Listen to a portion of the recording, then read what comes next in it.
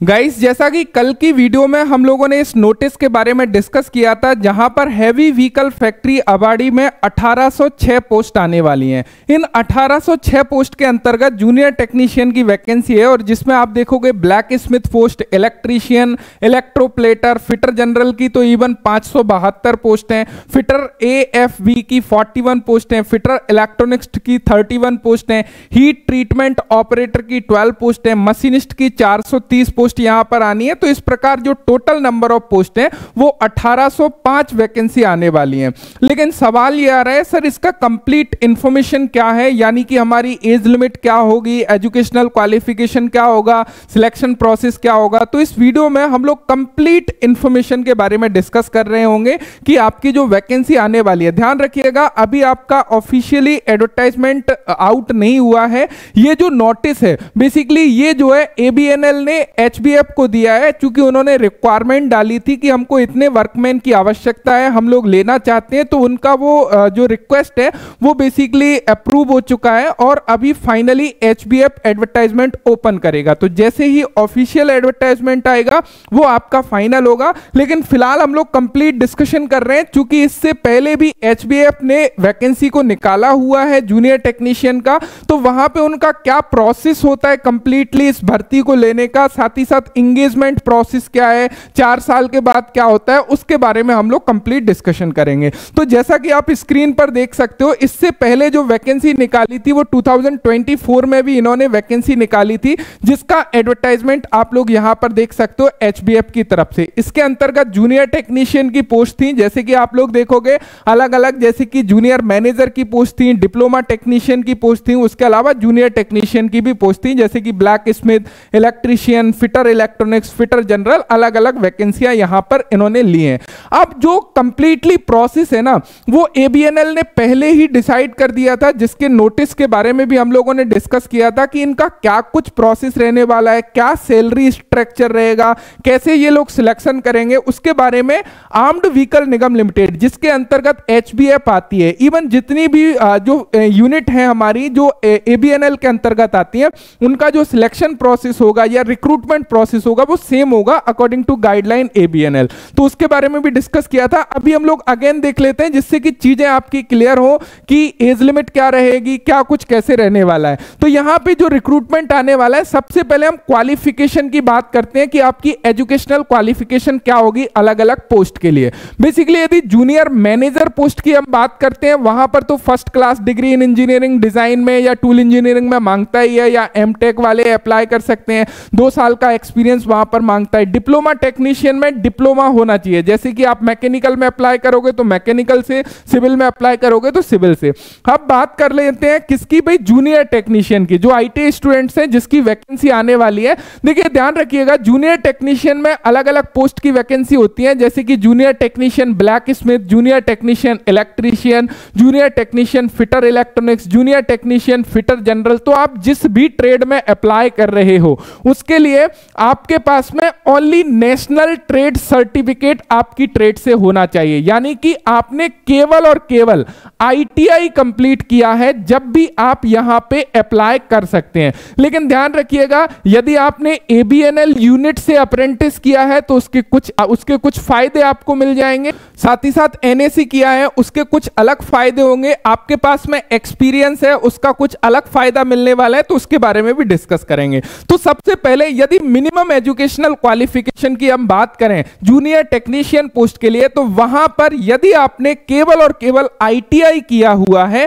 तो आप अप्लाई कर पाएंगे। लेकिन ध्यान रहे, ITI आपकी NCVT से होना चाहिए, आपके पास में नेशनल ट्रेड सर्टिफिकेट होना चाहिए, या फिर जिन्होंने डायरेक्टली NAC किया है, नेशनल अप्रेंटिसशिप सर्टिफिकेट है, वो भी यहां पर एलिजिबल होंगे, अप्लाई कर सकेंगे।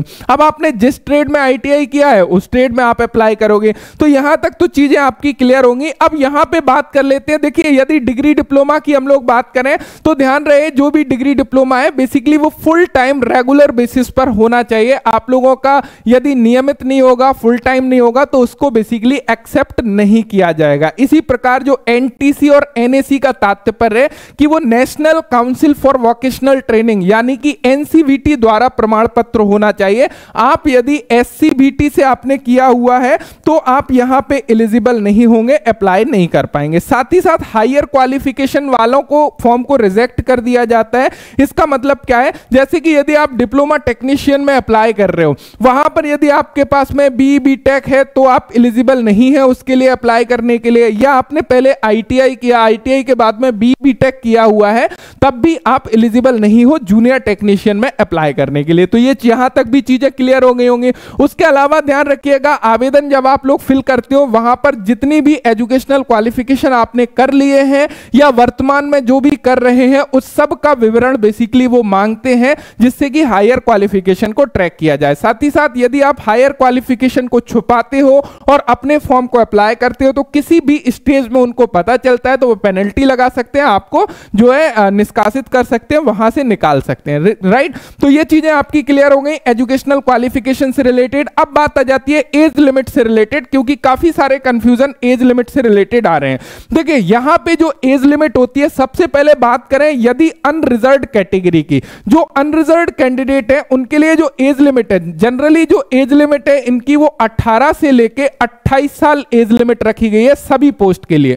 लेकिन यहां पर रिलैक्सेशन मिलता है अलग अलग, जैसे कि जो अनरिजर्व्ड कैंडिडेट है वो तो यहां पे रिलैक्सेशन यहां पे कैटेगरी में कोई नहीं मिलेगा, लेकिन यदि यहां पे ध्यान रखिएगा कोई अनरिजर्व्ड कैंडिडेट है और उसने अप्रेंटिसशिप किया हुआ है तो उसको क्या होगा, अप्रेंटिस की प्रशिक्षण अवधि के अनुसार उसको छूट मिलेगी अधिकतम 55 वर्ष तक। जैसे कि अधिकतम 55 वर्ष का मतलब क्या है, जैसे कि अप्रेंटिस किया है 1 साल तो उसकी जो मैक्सिमम एज लिमिट कितनी हो जाएगी, 28 से बढ़ के 29 हो जाएगी। मान के चलो उसने यहां पे 3 साल का एक्सपीरियंस भी है उसके पास, तो यहां पे उसको अप्रेंटिस के बाद एक्सपीरियंस है 3 साल का तो 3 साल का और छूट मिल जाएगा। तो इस प्रकार जो अनुभव का छूट है वो 7 साल का अनुभव का छूट है, यानी कि हर 1 साल का आपको एज लिमिट में छूट ये लोग देते हैं। तो सबसे पहले ये चीज समझ में आ रही है, जैसे कि कोई अनरिजर्व्ड कैंडिडेट है और वो फॉर्म को अप्लाई करता है, उसकी एज है 29 या 30 ईयर और उसके पास में आईटीआई के बाद में अप्रेंटिस किया है या आईटीआई के बाद में उसके पास में 3 साल का एक्सपीरियंस है, तो उसको 3 साल का और छूट मिल जाएगा अपर एज लिमिट में। लेकिन यदि आईटीआई करके वो घर में बैठा है, कहीं काम नहीं कर रहे हैं, तो उसको कोई छूट नहीं मिलने वाली है, ध्यान रखिएगा। उसके लिए मैक्सिमम एज लिमिट 28 साल ही रहेगी, सबसे पहली कंडीशन। अब कैटेगरी वाइज देखें, ओबीसी नॉन क्रीमी लेयर के लिए 28 वर्ष, अधिकतम छूट 3 वर्ष तो है ही है, यानी कि वो 31 वर्ष तक अप्लाई कर सकेगा। और ये जो एक्सपीरियंस और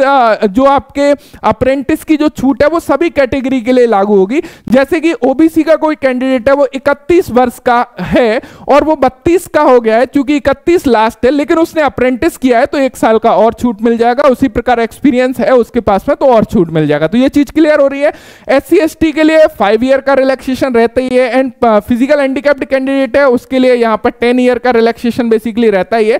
तो ये चीजें आप लोग देख सकते हो। तो मुझे उम्मीद है जो एक्सपीरियंस है और अप्रेंटिस वाली जो छूट है उसके बारे में आपको समझ में आ गया होगा कि ये बेसिकली कैसे आपको मिल रहे हैं। अब बात करी जाए कि भैया पेमेंट सैलरी वगैरह क्या रहती है यदि हम लोग यहां पे ज्वाइन करते हैं। सबसे पहले जूनियर मैनेजर की बात करें, बेसिक जो रहता है वो 30,000 रुपीज रहता है। ध्यान रखिएगा ये आपका बेसिक पे है, इसके ऊपर dearness allowance, house rent allowance, travelling allowance, काफी सारे अलाउंसेस भी आपको मिलते हैं, तो सैलरी काफी अच्छी बेसिकली बन जाती है। डिप्लोमा टेक्नीशियन की जो बेसिक होता है वो 23,000 होती है। जूनियर टेक्नीशियन आईटीआई स्टूडेंट्स का जो बेसिक होता है स्टार्टिंग में वो 21,000 होता है, एंड असिस्टेंट कॉन्ट्रैक्ट का यहां पे 23,000 होता है। ध्यान रखिएगा यहां पे अदर बेनिफिट की बात करें, बेसिक पे तो है ही, उसके अलावा बेसिक पे में आपका डियरनेस अलाउंस या बाकी सारी चीजें रहती हैं। स्पेशल अलाउंस भी 5% होता है, साथ ही साथ एनुअल बेसिस पर 3% increment as per government rule आपको मिलता है।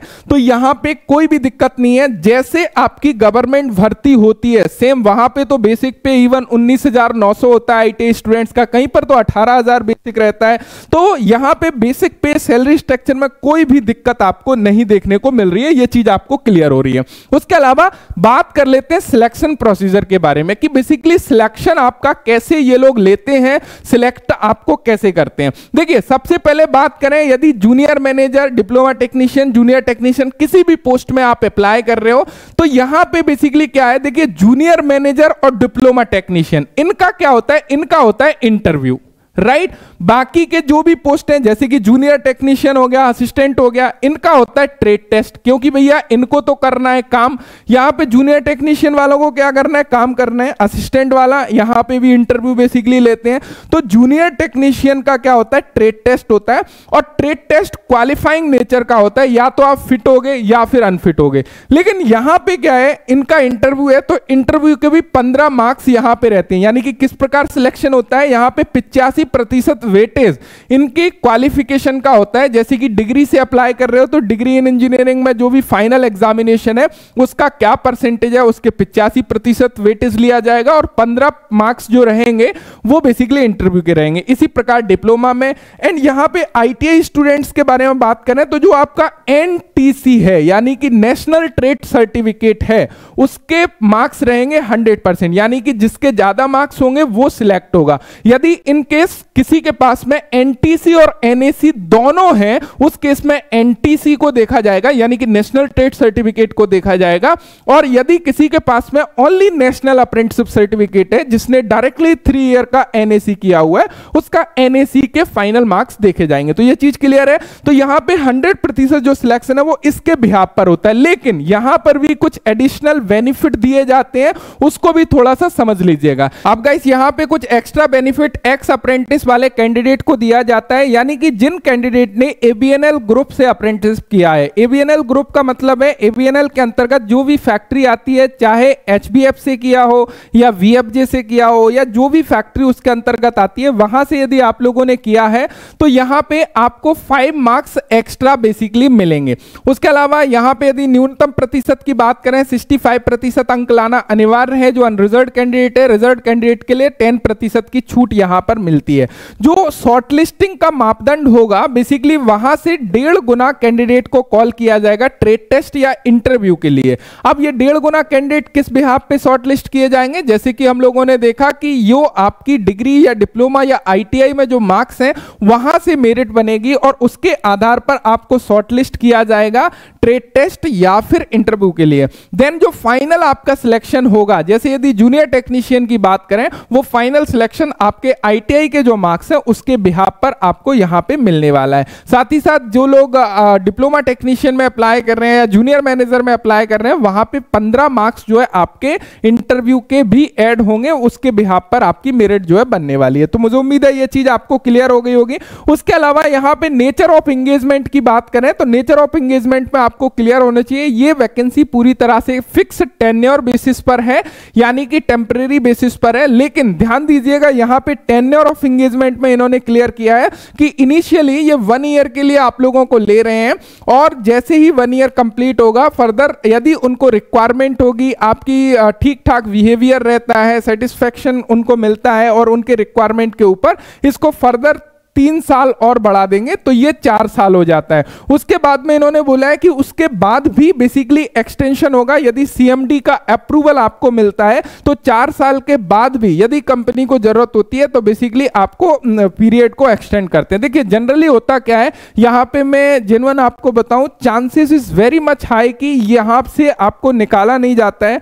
आपका जो एक्सपीरियंस है, जो काम करने वाले लोग हैं, उनको कभी भी कंपनी नहीं निकालती यदि उसके पास में वर्कलोड है, वो उसको एक्सटेंड ही करते हैं। जैसे कि एचएएल की बात करें, ये केवल सिक्योरिटी पर्पस से ये ऐसा करते हैं ताकि एक वर्क कल्चर बेसिकली बना रहे और वो डेवलप रहे, एक प्रॉपर वर्क उनका चलता रहे। तो इस वजह से परमानेंट बेसिस पर इन्होंने भर्ती को नहीं निकाला है। तो मुझे उम्मीद है ये चीजें आपको यहां पे क्लियर हो गई होंगी। जो जो इंपॉर्टेंट चीज है मैंने सारी चीज क्लियर कर दी। एज से रिलेटेड आपको इशू आ रहा था वो चीज क्लियर है, एजुकेशनल क्वालिफिकेशन आपकी क्लियर है, सिलेक्शन प्रोसेस आप लोगों का क्लियर है, क्या कुछ बेनिफिट्स मिलने वाले हैं वो भी क्लियर है। सो जैसे ही फाइनल रिक्रूटमेंट हमारा आएगा एचबीएफ की ऑफिशियल वेबसाइट पर, वहां पर और डिटेल्स में मैं वीडियो बना दूंगा जहां पे और भी चीजें आपकी क्लियर हो जाएंगी। फिलहाल आपको एक आइडिया लग रहा होगा कि क्या मैं एलिजिबिलिटी क्राइटेरिया में आ रहा हूं या फिर नहीं आ रहा।